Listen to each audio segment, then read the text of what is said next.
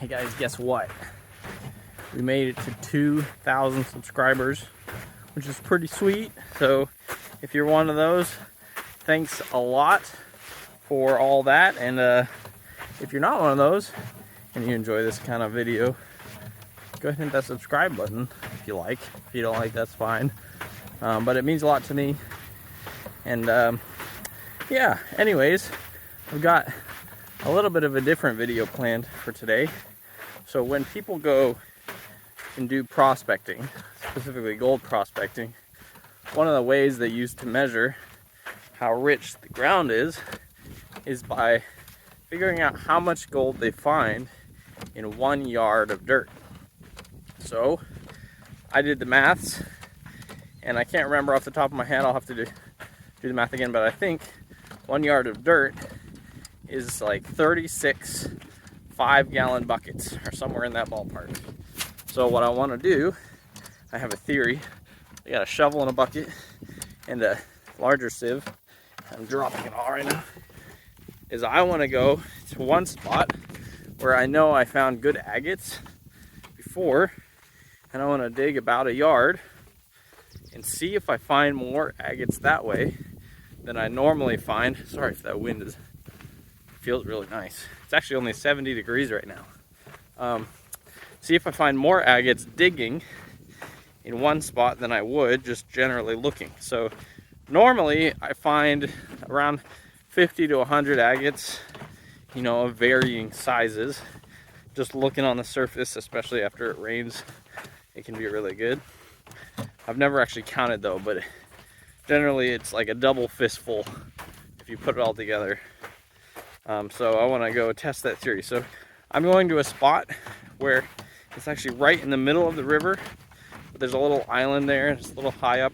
I found some really good agates there before, and that's where I want to dig. So wish me luck. Hopefully I'll find a bunch. If not, that's fine. I like finding them on the surface anyways. So yes, a little different style. We're not doing as much walking. Well, we're doing a bunch of walking beforehand, but we're not walking and looking. We're gonna walk and dig. All right, I'm gonna put the phone down though, because I'm gonna look along the way. Walking along and just looked at this plant. There's a bunch of them. This thing is weird and sweet. Look at it. It's like tiny flowers, and then the leaves are white. It's like the leaves join as part of the flower. But those are so cool. You guys might get tired of the fishies, but there's a big old school of them in here. And there, oh, see that big one there? I guess they're probably carp. A nice, at least in North Carolina, an invasive species. And they're not very good eating. It's the North American cousin of the koi fish. Look how many there are there. Tons of them. Maybe they're breeding, I don't know. But they're the, yeah, relation of the koi fish, just without all the pretty colors. So, yeah, pretty neat. I like seeing big fish swimming around, living their best life. And the old Sword in the Stone, the comic movie, the older one, I forget even how old it is. He becomes a fish one day, and he's swimming in the moat. And I always thought that was the coolest thing, to become a fish, just for one day and see what it's like. However, it'd probably be kind of scary, because so is a bigger fish ready to eat you. But if you were like a big fish, you wouldn't have to worry about it as much.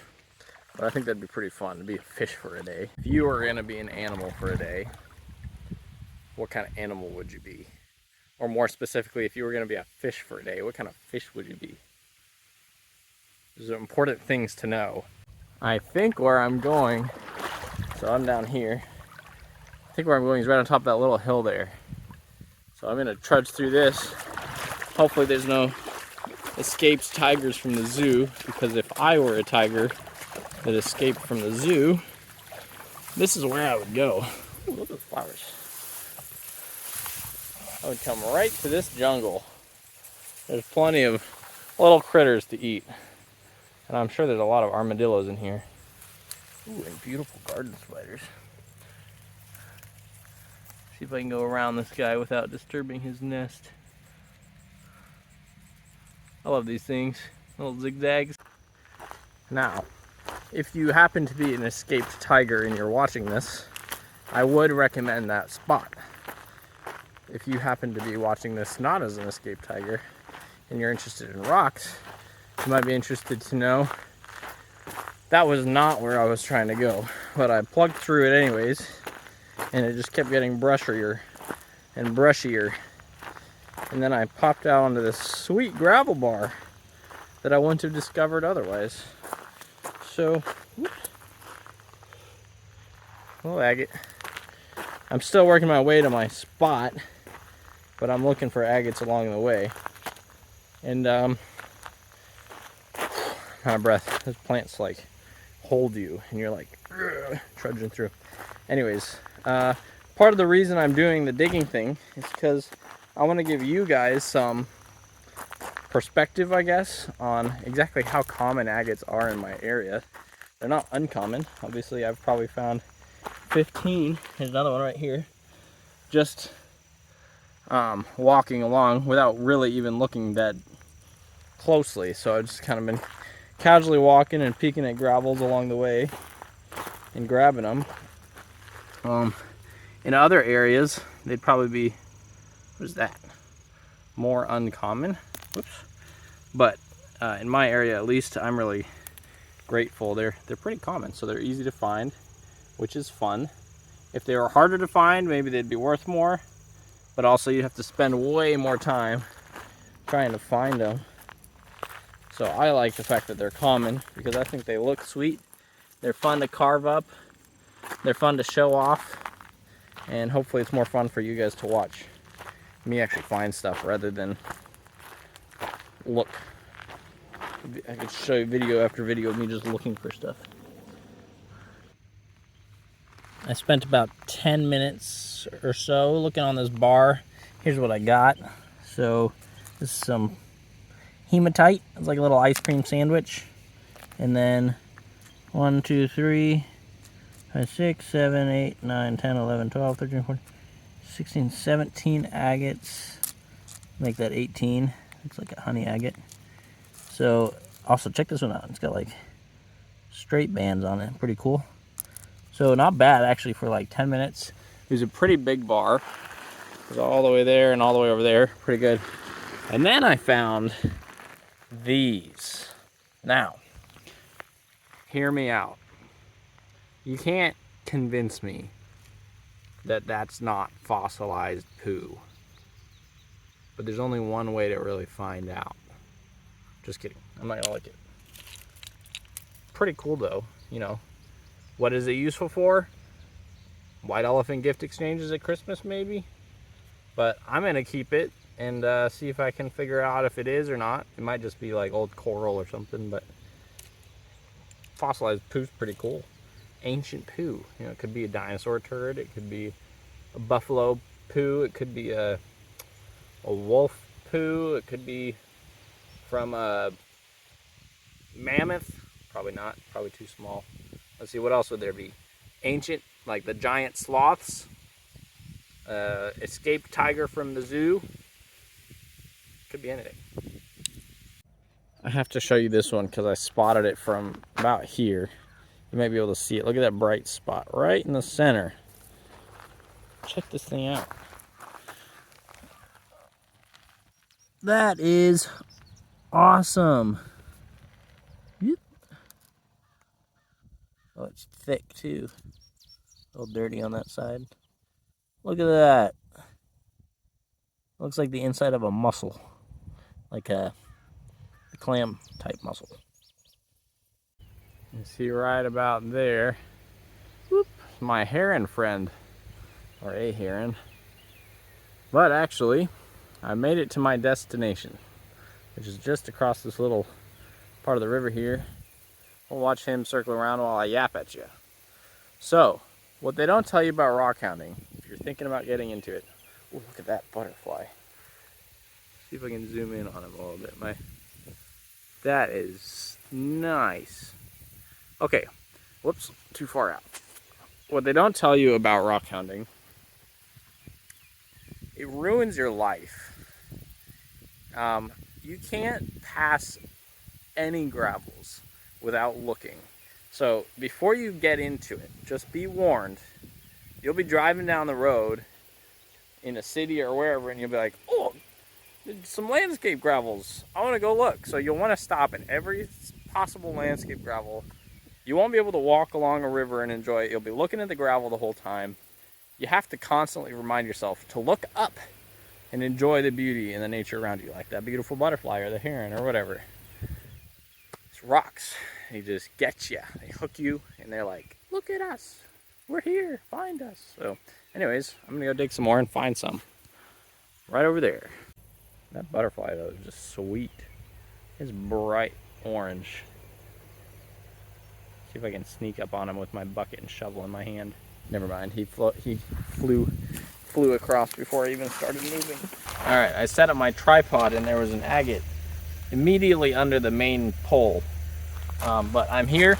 So what the plan is I've actually already looked on the surface of this area once. I've already found 4 since I've been here. And my plan is to dig a yard. So I forget how much that is. I think it's 36 of the 5-gallon buckets. So I'll be filling those up.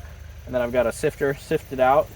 And then I'm going to try to take along these ridges here. I assume there's more gravel there. We'll fill my holes back in when I'm done. Part of the reason I chose this place is because it's on a little island, so there's not people walking by, or it's not going to disturb anything. But I want to see how many agates I get. So, by comparison, I'll pull out my turds. This is how many I found on the way here already. Pretty good. Nice amount, plus these 4 on top. So, I'm going to add these 4 to the square yard area because they're sitting on top here. If I don't find any somehow, I still feel like it's a successful day. So sit back, enjoy watching me dig, I guess, and I'm gonna get the stuff out of my pocket and we're gonna get going here. Let me move all the agates out of the bucket and into my rock bag. Someone told me recently that, so my brother gave me this.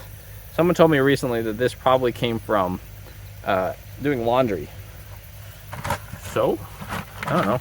You have one of these at your house? Highly recommend it for doing rock hounding. It's very useful. Whoop. Alright, we got here. What I'm going to do, tie it off so that we have a separate compartment in the bag.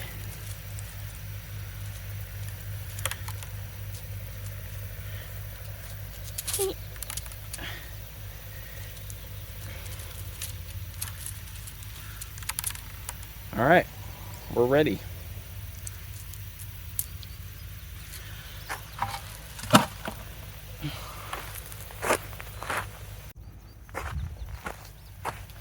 All right, what I just discovered is there's a difference between dirt gallons to cubic yard and liquid gallons to cubic yard, but I'm gonna go with the dirt one, which ends up being 34 of these buckets and a little bit more, but 34 is accurate enough. So here we go.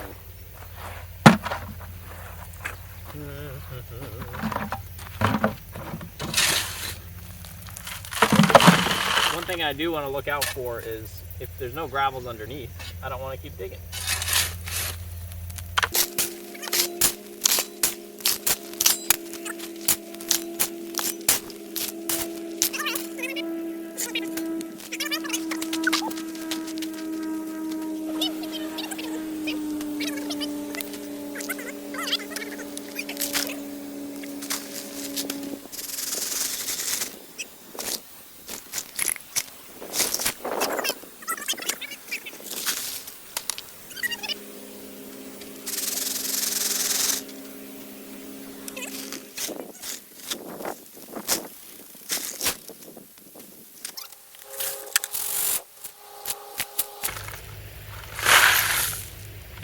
All right, and that's one bucket. So one issue I can see is that The rocks are a little bit dirty, so they're harder to see, but they are bigger. So I'm gonna do that 33 more times, and I will report back to you.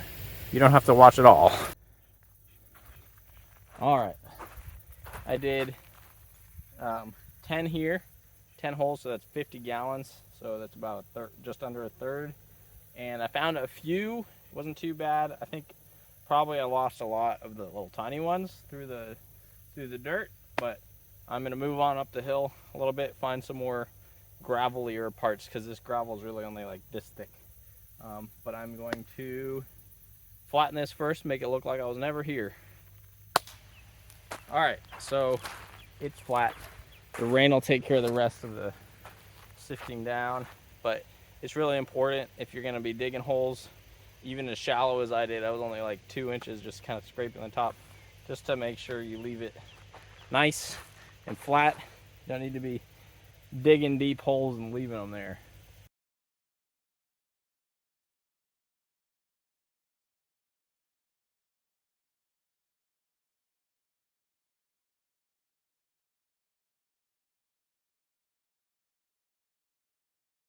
I cut myself short there. I did half a yard, so I did about 15, 16 buckets.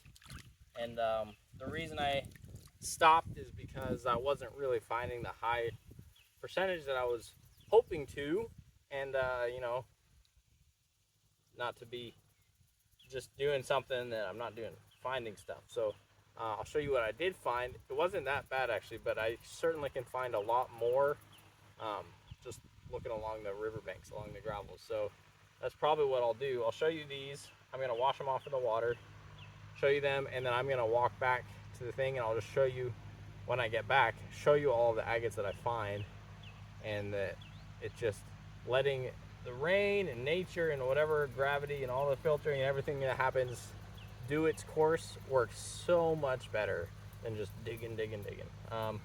Probably I could have brought a spray bottle to clean the rocks off a bit, but I don't think I really missed that much. So let me wash these off and show you. Yeah, I don't want to get them too soaked. So there's some decent ones in here. Found some interesting pieces actually, and found more than a handful. But yeah, there's some cool ones. I'm glad I did it because I found some neat ones.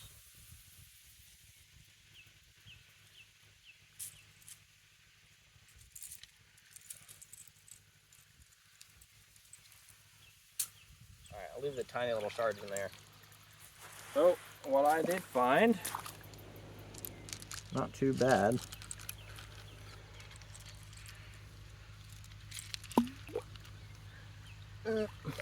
I found some quartz. I wanted to do a quartz tumble. I thought this was interesting. It's like cracked, some sort of nodule, but it's still pretty solid. It's got a husk and everything. Some of these, some of the kind of uglier white and brown ones. Some yellow jasper.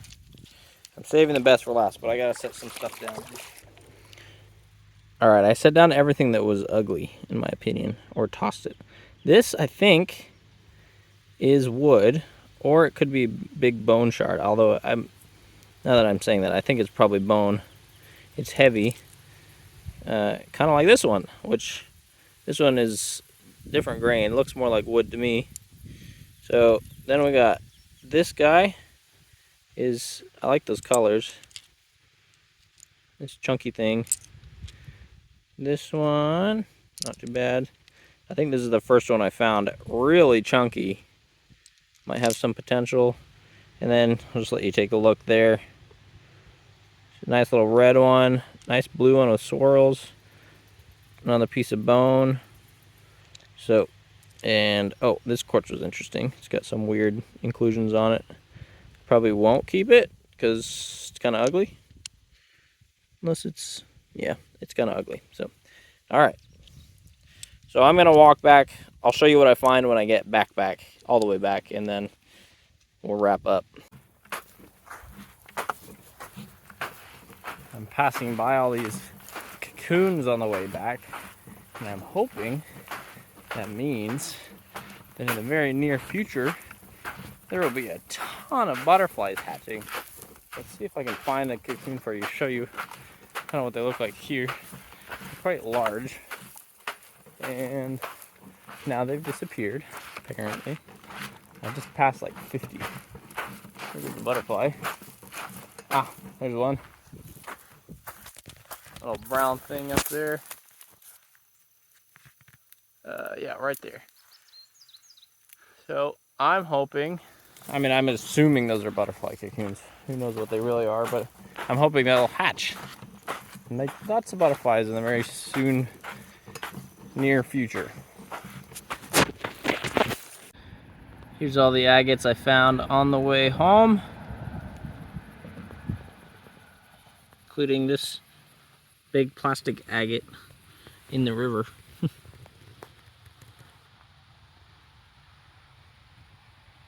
And then here's what I wanted to show you.